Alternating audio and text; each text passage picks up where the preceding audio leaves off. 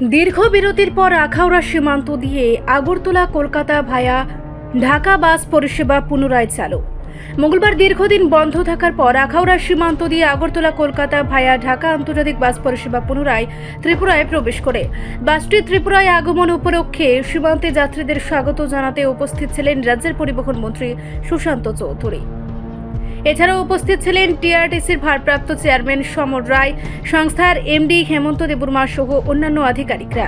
প্রসঙ্গত 2001 সালে আগরতলা কলকাতা ভায়া ঢাকা মৈত্রী ও শ্যামলী বাস পরিষেবা শুরু হয়। পরবর্তীতে বাংলাদেশের অস্থির পরিস্থিতি ও যাত্রীদের নিরাপত্তার স্বার্থে 2024 সালের সেপ্টেম্বর মাস থেকে এই পরিষেবা বন্ধ রাখা হয়েছিল।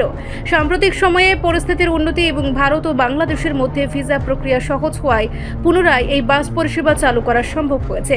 আজ থেকে পরিষেবা পুনঃ আরম্ভ হওয়ায় ত্রিপুরা, বাংলাদেশ ও পশ্চিমবঙ্গের যাত্রী সাধারণের যাতায়াত আরও সহজ হবে বলে মনে করছেন সংশ্লিষ্ট মহল। প্রশাসনের মতে এই পরিষেবা দুই দেশের মধ্যে যোগাযোগ ও বাণিজ্যিক সম্পর্ক আরও মজবুত করতে সহায়ক হবে। আজকে আমাদের প্রত্যেকের কাছে খুবই আনন্দের দিন এবং ভারতের একটা অঙ্গরাজ্য হিসাবে আমাদের ত্রিপুরা রাজ্য ভারতেরই অংশ। যারা আমরা ত্রিপুরায় বসবাস করি,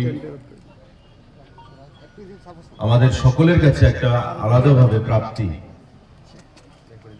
যে বাংলাদেশ এবং ত্রিপুরার মধ্যে, ভারতবর্ষের মধ্যে বহু প্রতীক্ষিত যে বাস সার্ভিস, যা আজ থেকে প্রায় 1-1.5 বছর আগেও চালু ছিল, মাঝখানে বিভিন্ন সমস্যার কারণে বন্ধ হয়ে যায় এবং পুনরায় বাংলাদেশে নতুন সরকার গঠিত হওয়ার পর থেকে আজকে এই বাস সার্ভিস পরিষেবা প্যাসেঞ্জার নিয়ে, যাত্রীদেরকে নিয়ে আমাদের ত্রিপুরার সীমানা দিয়ে, ত্রিপুরার সীমানায় সেটা প্রবেশ করেছে।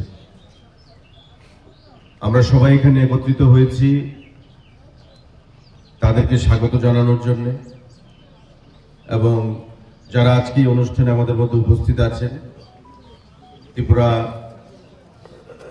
সড়ক পরিবহন নিগমের যিনি ইনচার্জ চেয়ারপারসন রয়েছেন সমর রায় মহোদয়,